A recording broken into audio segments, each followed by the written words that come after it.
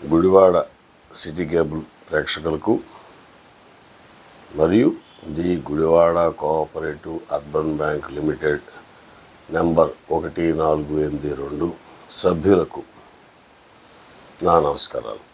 నేను CA MR Prasad. మన గుడివాడ సియూబి అంట. నేను గుడివాడ స్పెల్లింగ్ మీకు తెలుసు, దాని పేరులో ఉన్నది అదే. నేనైతే ఇది ఒక గుడ్ బ్యాంక్ అంటాను, GOOD, మంచి బ్యాంకు. ఎందుకంటాను మంచి బ్యాంక్ అని? మనకి పబ్లిక్ సెక్టార్ బ్యాంక్, కమర్షియల్ బ్యాంక్స్తో పోల్చుకుంటే హెడ్ ఆఫీస్లో 10 to 4 ఆల్మోస్ట్ వాటి టైమింగ్స్. బజార్ బ్రాంచ్ మా ఆఫీస్ ప్రాంతంలో ఉన్నది. ఇక్కడ ఉదయం మళ్ళా మధ్యాహ్నం నుంచి బ్యాంక్ 2 సార్లుగా పనివేళలు ఉన్నాయి. అట్లాగే సత్యనారాయణపురం బ్రాంచ్ అనే శరత్రాగిస్ పక్కన, లేదా మన ఓల్డ్ హెడ్ ఆఫీస్లో ఈవినింగ్ కౌంటర్ బ్రాంచ్ అంటాం. సో హెడ్ ఆఫీస్ ఉండగానే మధ్యాహ్నం ఇక్కడ బ్రాంచ్ ఓపెన్ అవుతుంది, బజార్ బ్రాంచ్. ఇది క్లోజ్ అయ్యాక ఈవినింగ్ బ్రాంచ్ ఓపెన్ అవుతుంది. అంటే ఈ బ్యాంకులో లావాదేవీలు నిర్వహించుకోవడానికి ఒక ఉద్యోగస్తుడు తన ఆఫీస్ 10 to 5 అయినా, ప్రైవేట్ సెక్టర్లో 9 to 6 అయినా, ఇల్లు వచ్చే టైం కలిపి తనకి తగు సమయం ఉంటుంది. లాకర్లో దాచుకున్నా, లోన్ తీసుకున్నా, తన అమౌంట్ అకౌంట్లో తీసుకున్నా. అందుకని గుడ్ బ్యాంక్ మనకు వరం. ఎవరో ఫౌండర్స్ పెద్దలు, పుణ్యాత్ములు 110 సంవత్సరాల క్రితం ఎంతో ఘన చరిత్ర ఉంది దీనికి. మరి మనకు తెలిసిన ఆంధ్ర బ్యాంక్ పట్టాభి గారు స్టార్ట్ చేసిన, లేదు KDC బ్యాంకులు కూడా ఆయనే స్టార్ట్ చేశారు. అవి ఈ మధ్య 100 సంవత్సరాల పండుగలు చేసుకున్నాయి. వాటికంటే ముందు గుడివాడలోని మహానుభావులు ఈ బ్యాంకు స్థాపించారు. దీనికి ఎందరో మహానుభావులు CEOలు గాను, సిబ్బంది గాను, డైరెక్టర్లు గాను, చైర్మన్లుగా చేశారు. ఈ బ్యాంక్ చైర్మన్గా చేసిన వారిలో 2 ఎమ్మెల్యేలు అయ్యారు, రావి శోభనాద్రి చౌదరి గారు, రావి హరిగోపాల్ గారు. సో వీళ్ళందరూ దీన్ని ఎంతో అభివృద్ధి పథంలోకి తీసుకెళ్ళారు. దీనికి ఇబ్బంది ఎక్కడ స్టార్ట్ అయిందంటే 2013లో ఎన్నికలు నిర్వహించినాక గవర్నింగ్ బోర్డుకి 18 వరకు టైం, 5 సంవత్సరాలకి ఆ టైం పూర్తయింది. దానిలో నన్ను ప్రొఫెషనల్ డైరెక్టర్గా తీసుకున్నారు. మార్చి 14లో కానీ, ఏప్రిల్ 2016లో కానీ. నా టైం కూడా సెప్టెంబర్ 18కే అయిపోతుంది వాళ్ళతో పాటు. అలాగే అయిపోయింది. అయితే రిజర్వ్ బ్యాంక్ సర్క్యులర్ ప్రకారంగా ఒక CA ఉండాలి బ్యాంక్స్లో. అన్ని బ్యాంక్స్లోనూ ఉంటాయి. ఇంకేం స్టేట్ బ్యాంక్ ఆఫ్ ఇండియాలో కూడా ఒక CA ఉండాలి. సో ఆ అదృష్టం నాకు దొరికింది, ఈ బ్యాంకులో సేవ చేసే అదృష్టం. నేను ఈ బ్యాంకు ఒరిజినల్గా కూడా మెంబర్ని. అయితే 18 సెప్టెంబర్కి అయిపోయాక 2018 అక్టోబర్ దరిమిలా ఇది ఇన్ఛార్జీల పరిపాలనలో కొనసాగుతూ ఉంది. ఎన్ని సంవత్సరాలండి? 18 నుంచి 25కి 7 సంవత్సరాలు సెప్టెంబర్కి అయితే, అక్టోబర్, నవంబర్, డిసెంబర్, జనవరి 26 కలిపితే 7 సంవత్సరాల 4 నెలలు. అంటే 88 నెలల నుంచి ఇన్ఛార్జీలతో నడుస్తుంది.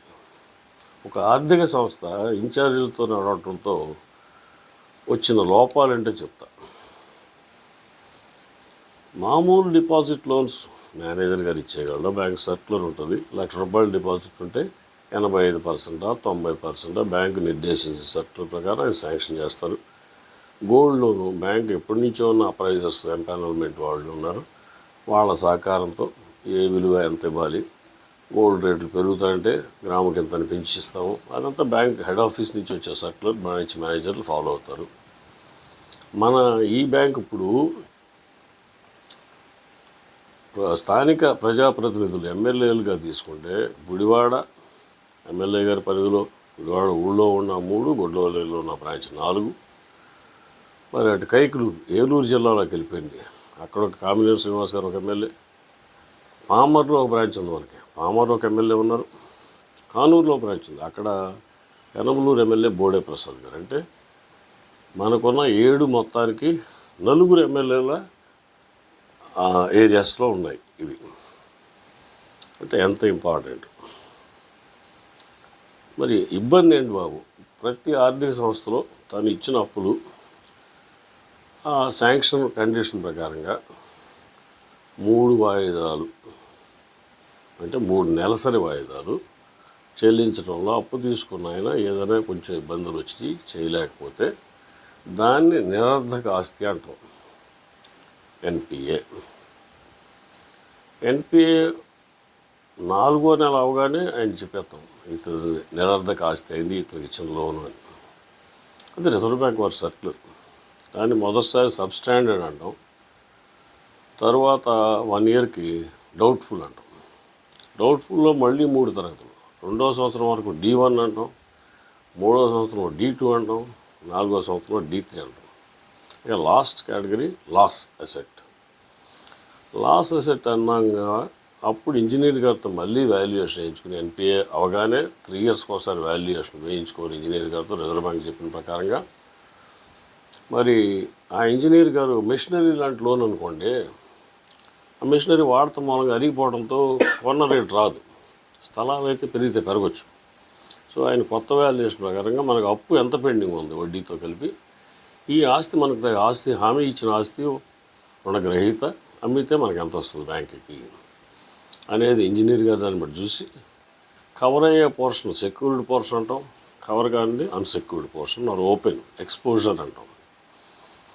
సో దానికి రిజర్వ్ బ్యాంక్ చెప్పిన ప్రకారంగా సబ్స్టాండర్డ్ అవగానే 1%, D1లో ఇంకా మించి, D2లో ఇంకా మించి, D3లో ఇంకా మించి లాస్ అసెట్కి సెక్యూర్డ్ పోర్షన్ బాగా మిగిలిన దానికి 100% ప్రొవిజన్ పెట్టాలి. అంటే లాభాల్లోంచి తగ్గించి చూపించాలి. ఇది అమ్మితే నష్టం వస్తుంది కాబట్టి మంచి ఉపయోగం లేదు, వడ్డీలు ఇంకా యాడ్ అవుతాయి కాబట్టి. అయితే 2018 సెప్టెంబర్కి ఆ బోర్డు, నేను కూడా ప్రొఫెషనల్ డైరెక్టర్గా ఉన్న బోర్డు, నిరర్ధక ఆస్తులు 0గా ఇచ్చాము.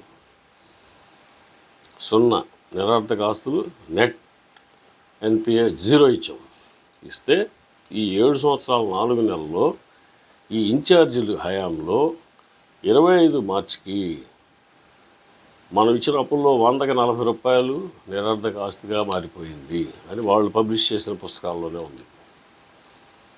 ఒక సంస్థ, ఏ బ్యాంక్ అయినా, అది పెద్ద బ్యాంక్, దేశంలో పెద్ద బ్యాంకు, గవర్నమెంట్ బ్యాంక్ అయినా కూడా తన సొంత పెట్టుబడి, తన బిల్డింగులు, కంప్యూటర్లు, ఫర్నిచర్లు కొనుక్కోవడానికే ఎక్కువ ఉపయోగపడుతుంది. కొద్దిగా లోనింగ్లోకి వస్తే రావచ్చు. ఎక్కువగా ప్రజల నుంచి వచ్చిన మొత్తాలని సేవింగ్స్ అకౌంట్లు, డిపాజిట్ అకౌంట్లు, టైం డిపాజిట్లు తన దగ్గర అప్పు కోసం వచ్చేవారికి సెక్యూరిటీస్ తీసుకుని ఇస్తారు, ఇన్సూరెన్స్లు కూడా చేసుకుంటారు.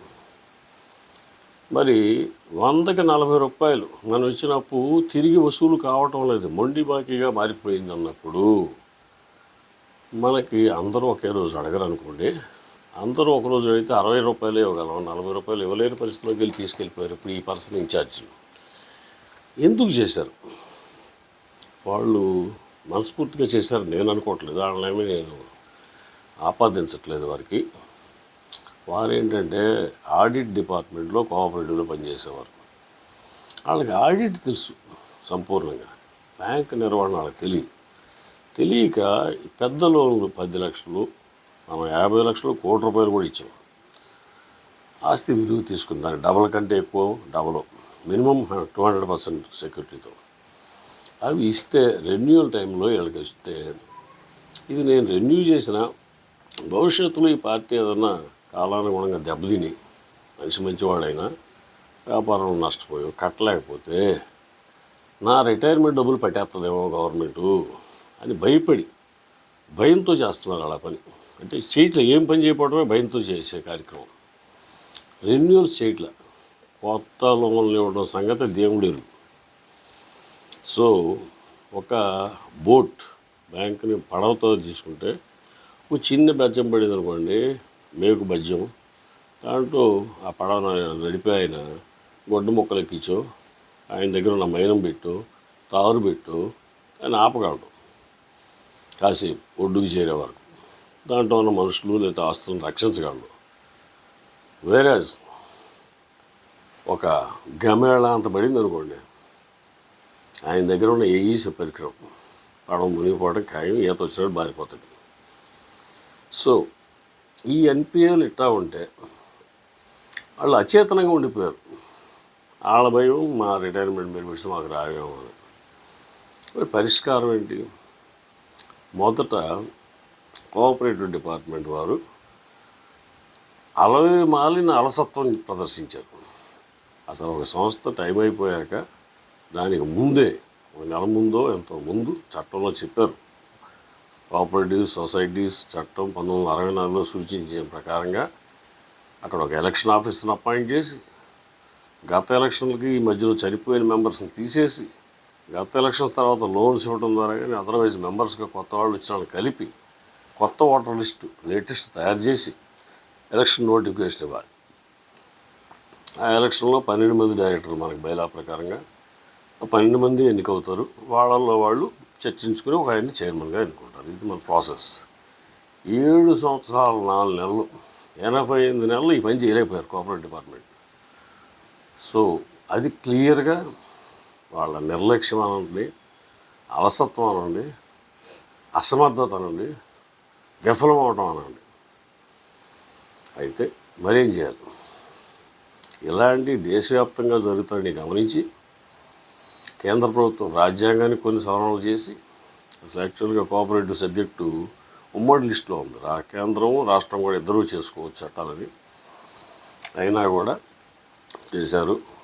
చేసినాక అన్ని బ్యాంక్స్ లాగా రిజర్వ్ బ్యాంక్కి ఇంట్రెస్ట్లో రేటు, లోన్ మీద ఎంత, డిపాజిట్ మీద ఎంత, సెక్యూరిటీలు ఎలా తీసుకోవాలి, ఏం తీసుకోవాలి అనేది రిజర్వ్ బ్యాంక్ గైడ్ లైన్స్ ఉంటాయి. మాస్టర్ డైరెక్షన్స్ అంటున్నాం ఇప్పుడు, అది మాస్టర్ సర్క్యులర్స్ అనేవాళ్ళం.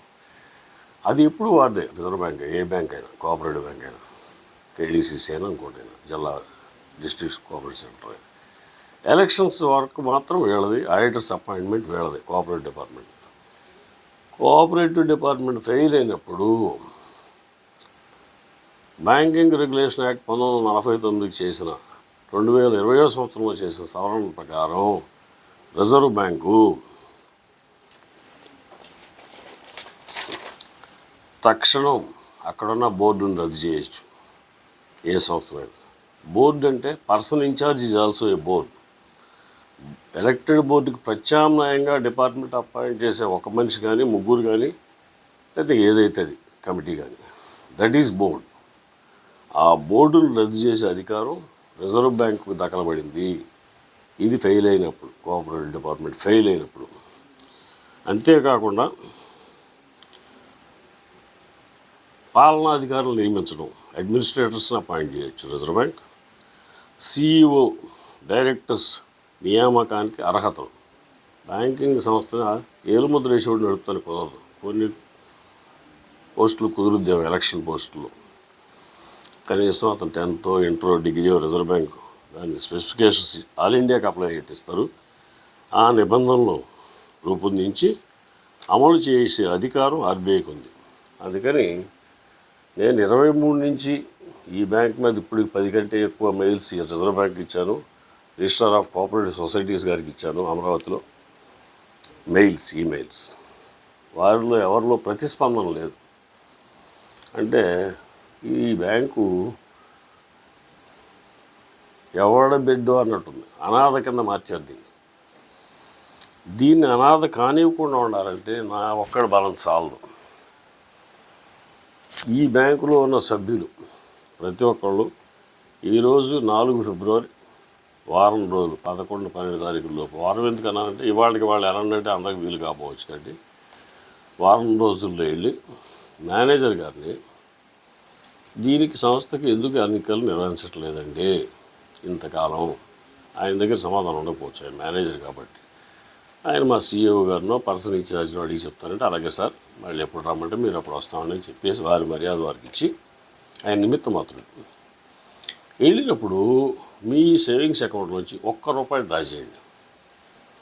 మీకు అవసరమైన 500 వేలు తీసుకోండి, వేయగలుగుతుంటే వేయండి. నాకు కూడా దాంట్లో ఫిక్స్డ్ డిపాజిట్లు ఉన్నాయి, నాకు కూడా ఎస్బీఐ అకౌంట్ ఉంది, నేను మెంబర్నే. ₹1 నా కోసం, నా సూచన సరైనదే, సమంజసమైనదే అని మీరు భావిస్తే మీ మద్దతు, మీ సహకారం, మీ అకౌంట్లో మీరు ₹1 డ్రా చేయమని మరీ కోరుతున్నాను. నమస్కారం. Thank you.